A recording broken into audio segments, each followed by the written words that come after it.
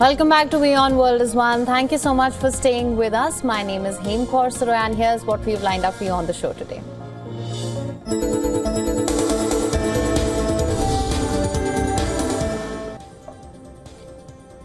US President Donald Trump has said that the United States is starting direct, high-level talks with Iran over its nuclear program. While Iran has confirmed that discussions are set for Saturday in Oman, it has stressed that they will be indirect talks. Trump made the shock announcement during a White House meeting with Israeli Prime Minister Benjamin Netanyahu.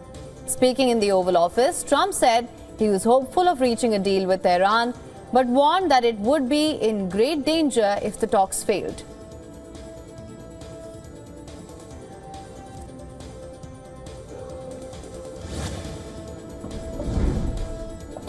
The global trade war touched off by Donald Trump's sweeping tariffs has escalated further. China has said that it would not cave in to the US president's recent threats. Trump has vowed to levy extra 50% duty on Chinese imports if Beijing did not retract its planned counter tariffs.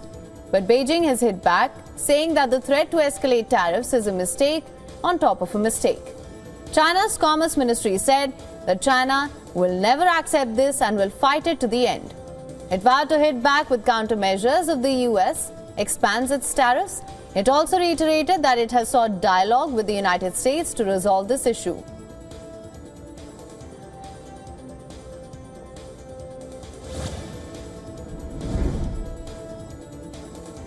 With Israel continuing its ground offensive in Gaza, Egypt has put forward a new proposal for a ceasefire with Hamas. According to reports, the new Egyptian proposal provides for the return of 8 living and 8 dead hostages. In return, Israel would release a large number of Palestinian prisoners, with the truce in place for a period of 40 to 70 days. However, Israeli officials have denied receiving any new proposal from Cairo. This comes after Trump and Netanyahu said that the new negotiations were in the works to get more hostages released from Hamas captivity in Gaza. Speaking to reporters at the Oval Office, Trump said both the United States and Israel are looking at another ceasefire.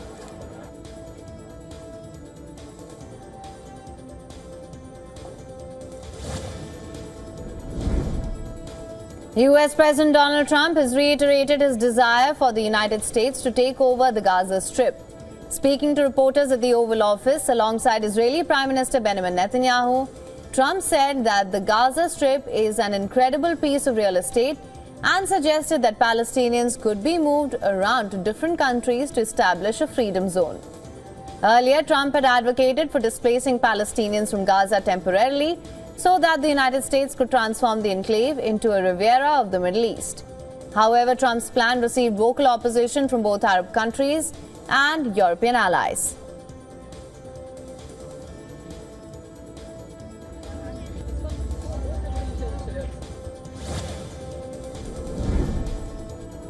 US Defense Secretary Pete Hegseth arrived in Panama to meet with the country's leaders following recent Trump administration complaints about alleged Chinese interference with the operations of the Panama Canal. This is the second visit by a member of Trump's cabinet amid tensions between the two countries. Hegseth is expected to meet with Panamanian President Jose Raul Mulino prior to visiting the Panama Canal and 2 former US military bases near the waterway. Hegseth is also scheduled to participate in the 2025 Central American Security Conference.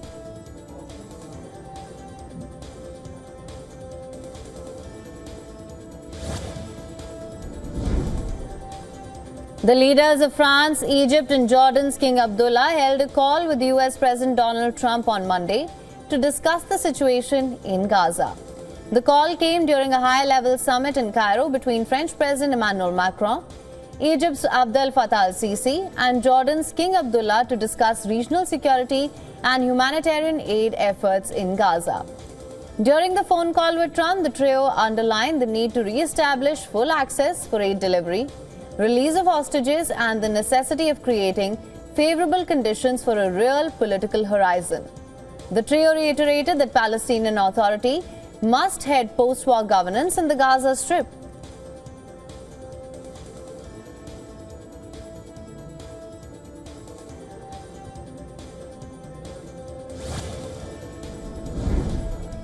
During his visit to Egypt, Macron and Egyptian President al-Sisi shared some light-hearted moments as they discussed business and trade while riding the Cairo metro.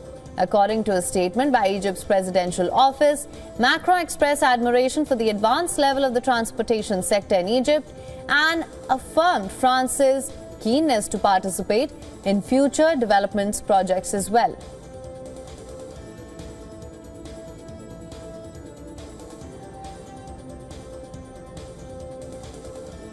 On a beaucoup de projets. Heureusement qu'il était militaire parce qu'il aurait été commerçant, on serait totalement dans la merde.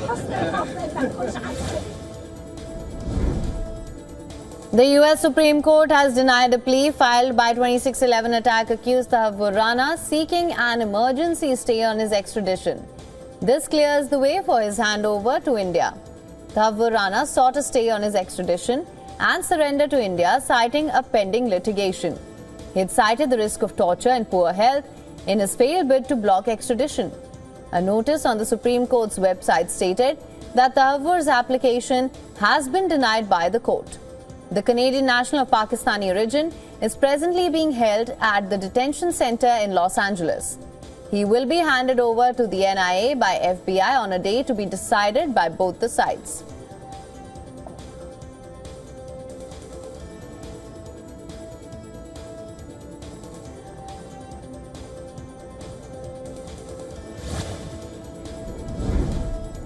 South Korea's government has approved June 3rd as the date for holding snap presidential elections.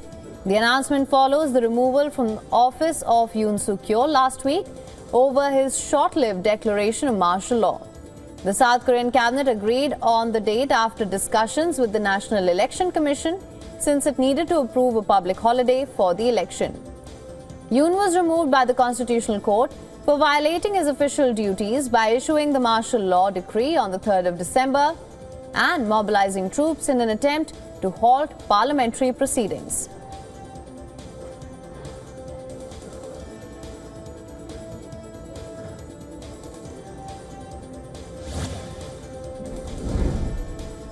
That being said, South Korea's conservative lawmaker Ahn Cheol-soo has announced his presidential bid, promising to push for a major constitutional reform if elected.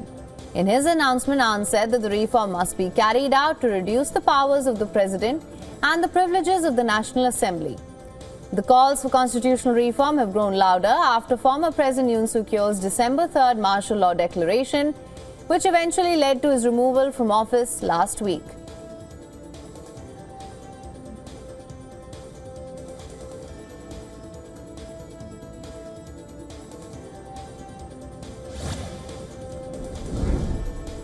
US Secretary of State Marco Rubio spoke with India's External Affairs Minister Dr. Jaishankar over a phone call. According to a release by the State Department, both Rubio and Dr. Jaishankar affirmed the strength of the US-India strategic partnership and discussed opportunities to deepen collaboration in the Indo-Pacific region.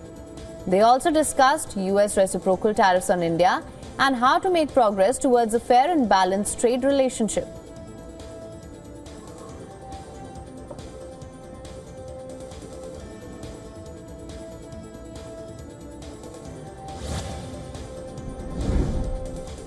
Air forces from 14 countries are participating in the multinational Live Fly exercise.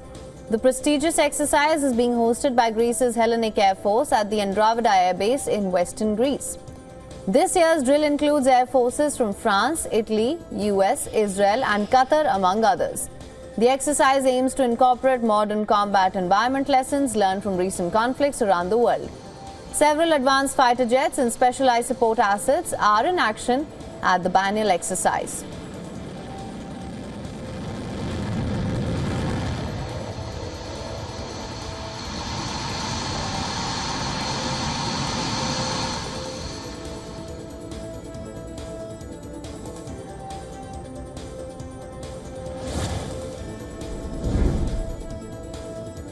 The eruption of the Canal volcano in central Philippines has sent an ash-laden plume reaching around 4 kilometers into the sky.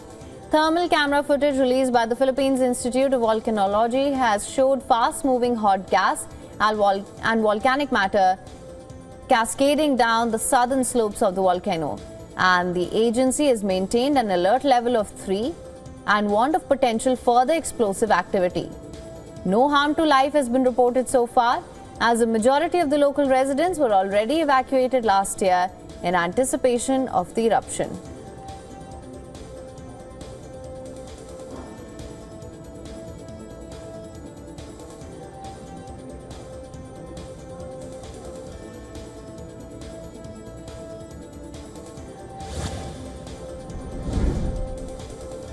Now, scientists have made a groundbreaking discovery in genetic engineering, creating wolf pups that resemble the extinct dire wolf. This was made possible by a team of scientists at Colossal Biosciences in the United States that worked to bring back lost species. The dire wolf, which is an extinct species that roamed North America over 10,000 years ago, were much larger than grey wolves, their closest living relatives today. Using CRISPR technology, the scientists created genetically engineered pups which are currently 3 to 6 months old. They weigh around 80 pounds and are expected to reach 140 pounds at maturity.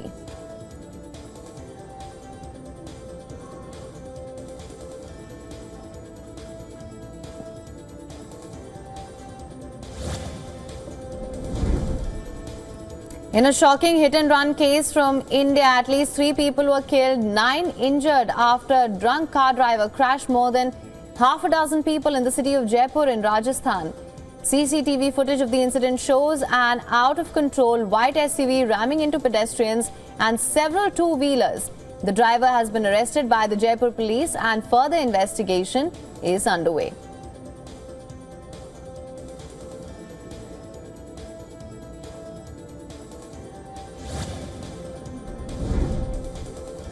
A sweeping heat wave has gripped large parts of North India, marking the season's first widespread episode of extreme heat. Several states have reported unusually high temperatures since the start of the April. The brunt of the heat was felt in West Rajasthan, which recorded severe heat wave conditions at multiple locations. 3 weather stations in the national capital, New Delhi, have touched the 40 degrees Celsius mark.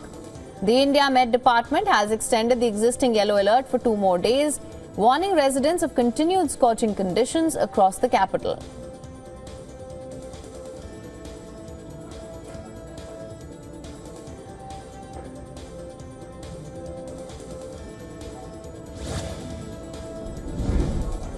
Heavy rainfall in Kinshasa, the capital of Democratic Republic of Congo, has caused severe flooding, resulting in the deaths of dozens of people, while hundreds more have been displaced. The flooding, which began last Saturday, has overwhelmed the city's infrastructure. The flooding caused widespread destruction, with hundreds of homes and buildings submerged underwater. With the death toll expected to rise, authorities are racing against time to evacuate and support hundreds of families trapped in their homes. Many residents are blaming the government for not responding quickly enough to the disaster.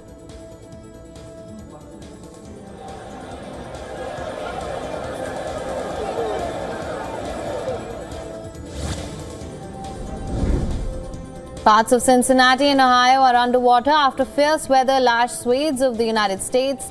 A deadly spring storm spawned tornadoes and drenching thunderstorms in the U.S., stretching from Texas to Ohio in the past week. The National Weather Service has said excessive rainfall has inundated portions of the Mid-South to Ohio Valley. Climate change is bringing heavier rainfall and related flood risks in most parts of the United States, with the upper Midwest and Ohio River Valley among the regions most affected. Swimming pool.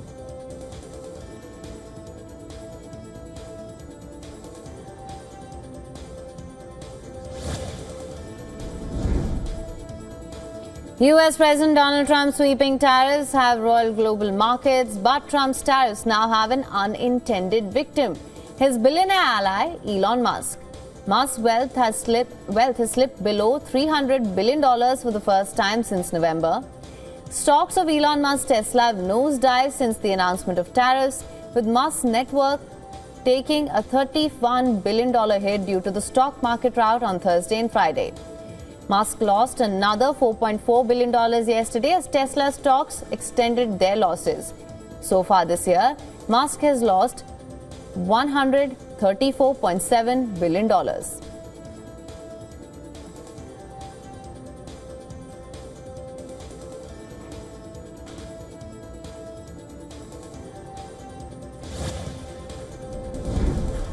Japan's Nikkei share average climbed 6%, rebounding from a 1.5-year low hit in the previous session as investors scooped up stocks encouraged by signs of recovery on Wall Street. The S&P 500 and the Dow closed lower, with the technology-heavy Nasdaq posted marginal gains on Monday following a roller coaster session. Gains today were further supported by optimism that tariffs on Japan could be eased through negotiations between the two nations' leaders.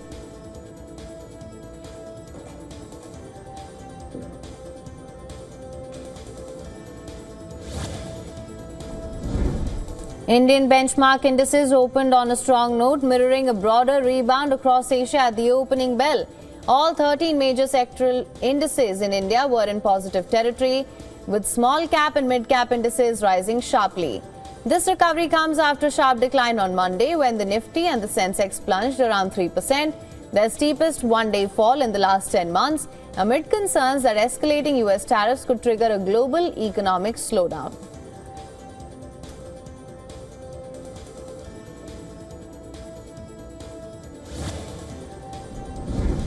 The safe havens yen and Swiss franc held near 6-month highs, while the US dollar nursed broad losses as financial markets grappled with mounting recession worries in the wake of President Donald Trump's sweeping tariffs.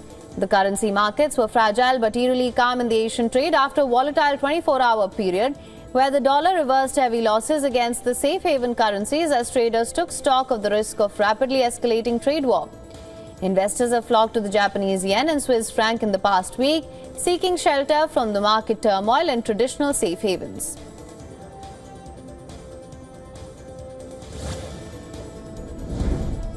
Oil prices rose more than 1%, rebounding after a hefty sell-off in recent sessions led by concerns that US tariffs might depress demand and lead to a global recession. Brent futures traded around $65 a barrel, while US oil traded above $61 a barrel. On Monday, oil prices slid 2%, nearing a 4-year low due to fears that US President Donald Trump's latest trade tariffs could thrust global economies into recession and diminish energy demand. Markets, however, anticipate a potential limit to the downward trajectory of the oil prices.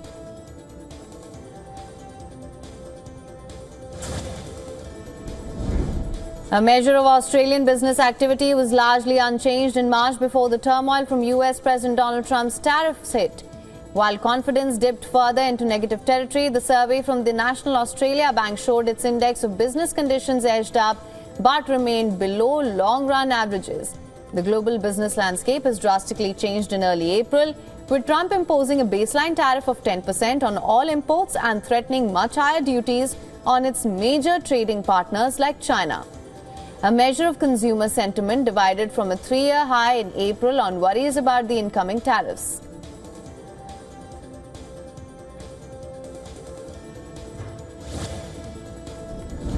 For latest news, download the WION app and subscribe to our YouTube channel.